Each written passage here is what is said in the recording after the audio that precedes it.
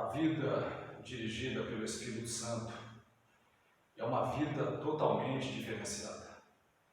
Nós não podemos dizer que uma pessoa que é dirigida, guiada, que é governada pelo Espírito Santo é uma pessoa como as demais. Não, muito pelo contrário. Eu vejo que as pessoas que são dirigidas e guiadas pelo Espírito Santo se colocam à disposição deles, são pessoas totalmente diferenciadas. E é claro, essas pessoas elas andam sob o governo de Deus. Essas pessoas são governadas por Deus. E nós precisamos da ação e do poder do Espírito Santo em nossas vidas. Mas para que isso aconteça, nós precisamos nos submeter a Ele. Nós precisamos buscá-lo enquanto é tempo, nós precisamos nos submeter à sua palavra, ao seu senhorio, à sua graça, à sua força. E se isso não acontecer, é claro, a nossa vida não será governada pelo Espírito Santo. Ezequiel capítulo 47, a partir do versículo 1, diz assim: Depois disso me fez voltar à entrada do templo, e eis que saíram umas águas por debaixo do limiar do templo, para o oriente, pois a frente do templo dava para o oriente, e as águas desciam pelo lado meridional do templo ao sul do altar. Então me levou para fora pelo caminho da porta do norte, e me fez dar uma volta pelo caminho de fora até a porta exterior, pelo caminho da porta oriental, e eis que corriam umas águas pelo lado meridional. Saindo o homem para o oriente, tendo na mão um cordel de medir, mediu 1000 côvados e me fez passar pelas águas que me davam pelos artérios. De novo mediu 1000 e me fez passar pelas águas que me davam pelos joelhos. Outra vez mediu 1000 e me fez passar pelas águas que me davam pelos ombros. Ainda mediu mais 1000 e era um rio que eu não podia atravessar, pois as águas tinham crescido, águas que nelas tinha que se nadar, um rio pelo qual não se podia passar a val. Então nós precisamos desta caminhada progressiva com o Espírito Santo. O texto de Ezequiel 47, versículos 1 até o 5, versículos 1, 2, 3, 4 e 5, vai falar desta caminhada, desta progressão na pessoa do Espírito Santo através das nossas vidas, e nós precisamos desta vida progressiva do Espírito Santo. Nós não podemos achar que tudo já se cumpriu lá atrás e não tem mais nada acerca do Espírito Santo para nós conhecermos ou para nós caminharmos com Ele. Nós precisamos justamente entender isso para que uma vida progressiva com o Espírito Santo ela aconteça dia após dia. Não é hoje acontece, aí daqui a um mês vai acontecer de novo, depois de um ano acontece, não, é dia após dia. Nós precisamos desta vida progressiva no Espírito Santo. E mais, a caminhada com o Espírito Santo precisa ser progressiva na obediência. Então nós precisamos obedecer à voz de comando, de controle do Espírito Santo. Ninguém que anda sem a ação do Espírito Santo vive uma vida com Deus. Somente com a ação do Espírito Santo e o governo dele em nossas vidas é que nós vamos andar em uma vida governada por Deus. No livro de Atos Apóstolos, capítulo 16, versículos 6 e 7, os discípulos ali, eles queriam sair para pregar a palavra de Deus, os apóstolos queriam sair para 2 localidades para pregar a palavra de Deus. Mas é interessante que os 2 versículos vai dizer que o Espírito do Senhor não permitiu, o Espírito de Cristo não permitiu que eles fossem, e eles obedeceram à voz de comando, controle do Espírito Santo. Então, da mesma forma, nós precisamos ouvir a voz de comando do Espírito Santo. Uma vida progressiva com o Espírito Santo é isso, é ouvir o que ele tem para dizer e mais, nós acatarmos o que ele está falando, nós não duvidarmos ou nós ficarmos querendo criar caso com o Espírito Santo. Se ele diz, está dito e ponto final. Uma vida progressiva com o Espírito Santo, ela precisa estar pautada na obediência da sua voz. E tanto que no livro de Atos mesmo, no capítulo 8, Filipe recebe um direcionamento, uma voz de comando do Espírito Santo. Vá para um lugar deserto, você vai lá, porque tem uma pessoa específica. Então ele foi, ele viu o eunuco, uma pessoa que tinha posse, uma pessoa de poder, uma pessoa que tinha nome, uma pessoa que tinha fama, mas ele foi. E quando o Espírito diz para ele, se aproxima deste carro, ele se aproxima, começa a ouvir que aquele homem estava lendo o profeta Isaías. E daí começa uma grande obra evangelizadora da parte de Filipe, mas por quê? Porque ele se submeteu à voz de comando do Espírito Santo em uma obediência progressiva, para que aí sim ele pudesse estar no comando, aliás, no comando das ações, mas o Espírito Santo trabalhando através da vida dele. A vida cheia do Espírito Santo, ela tem que ser produtiva.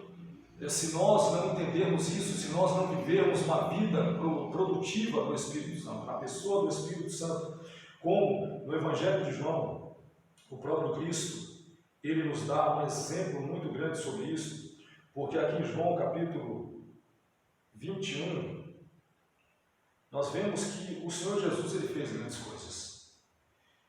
No versículo 25 do capítulo 21 está escrito assim: há porém ainda muitas outras coisas que Jesus fez. Jesus fez muitas coisas, algumas estão relatadas, mas olha o texto: e se cada uma das quais fosse escrita, cuido que nem ainda o mundo todo poderia conter os livros que se escrevessem. Amém? Então, de tanto trabalhar, de tanto fazer a obra de Deus, de tanto ser guiado pelo Espírito Santo, porque quando esteve na terra, Cristo Jesus, o nosso Senhor, ele precisou também ser dirigido, guiado pelo Espírito Santo. Tanto é que, se nós pegarmos os evangelhos, nós vamos ver que o Espírito do Senhor, ele guia Cristo até o deserto para ser tentado pelo diabo. Então o Espírito Santo levou Jesus até o deserto no propósito dele ser tentado pelo diabo para vencer esta tentação. Então nós precisamos de uma vida cheia do Espírito Santo, mas nós precisamos produzir na pessoa do Espírito Santo, e Cristo, ele nos dá esse entendimento. O Espírito Santo promove socorro interior e vida abundante naqueles que o buscam. É interessante que o Espírito Santo ele não vem somente para derramar dons, os dons de serviço, os dons carismáticos, no caso, não os dons de serviço, mas os carismáticos, os dons espirituais. Não, o Espírito Santo, ele veio a essa terra. Ele tinha uma missão, e esta missão nós vemos aqui mesmo, no Evangelho de João 14, nós vamos ver que o Espírito Santo ele vem trazer algo diferente da parte de Deus para as nossas vidas. João 14, 15 a seguir diz assim: se me amardes, guardareis os meus mandamentos, e eu rogarei ao Pai, e Ele vos dará outro Consolador, para que fique convosco para sempre. O Espírito da verdade, que o mundo não pode receber, porque não vê nem o conhece. Mas vós o conheceis, porque habita convosco e estará em vós. O Espírito Santo, ele recebe aqui por Cristo um nome: Consolador. E isto fala da obra consoladora do Espírito Santo para as nossas vidas. O Espírito Santo, ele não simplesmente quer que nós trabalhemos, mas ele quer nos dar conforto na alma, consolo diante de um mundo que está vivendo cada vez mais as regras do pecado. Um mundo que está totalmente desnorteado de Deus, que está vivendo cada vez mais à mercê das obras da carne. Mas quando nós vemos aqui o que o Senhor Jesus ele veio trazer, não somente os seus ensinos, mas através da sua obra vicária o perdão para os pecados, e mais, quando ele diz que ele precisa retornar ao Pai, porque se ele não for, o Espírito Santo não vem. Então ele está falando que o Espírito Santo ele vem trazer consolo. O Espírito Santo ele vem trazer cura interior para as nossas vidas, e é isso que nós precisamos. O Espírito Santo promove socorro interior e vida abundante naqueles que o buscam. Todas as pessoas que se deixam guiar pelo Espírito Santo, que se deixam levar pela pessoa bendita do Espírito Santo, essas pessoas elas têm dentro de si este consolo, este conforto, esta graça da parte de Deus, este refrigério diferenciado que as outras pessoas que andam sem Cristo, que andam sem o Espírito Santo não têm. Então nós temos da parte de Deus esta grande obra do Espírito Santo, socorro, para que o nome de Deus ele seja glorificado. O Espírito Santo gera frutos naqueles que são dirigidos por ele. Em Gálatas capítulo 5, nós vemos que o fruto do Espírito, é interessante, esse fruto ele fica dentro de nós. Gálatas 5, 22 e 23 diz assim: mas o fruto do Espírito é amor, gozo, paz, longanimidade, benignidade, bondade, fé, mansidão, temperança. Contra essas coisas não há lei. Então o Espírito Santo ele gera isso dentro de nós, ele gera o amor pelas almas, o amor a Deus, o gozo, a alegria, a verdadeira paz também é gerada pelo Espírito Santo, pelos gomos do fruto do Espírito Santo.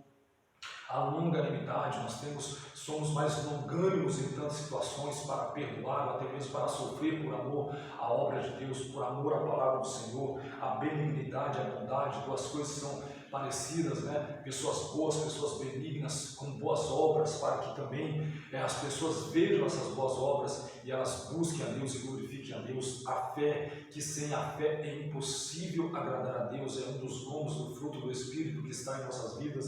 A mansidão e o domínio próprio, que é a temperança. Então nós precisamos do governo do Espírito Santo em nossas vidas. Nós precisamos que o Espírito Santo cada vez mais ele venha guiar as nossas vidas.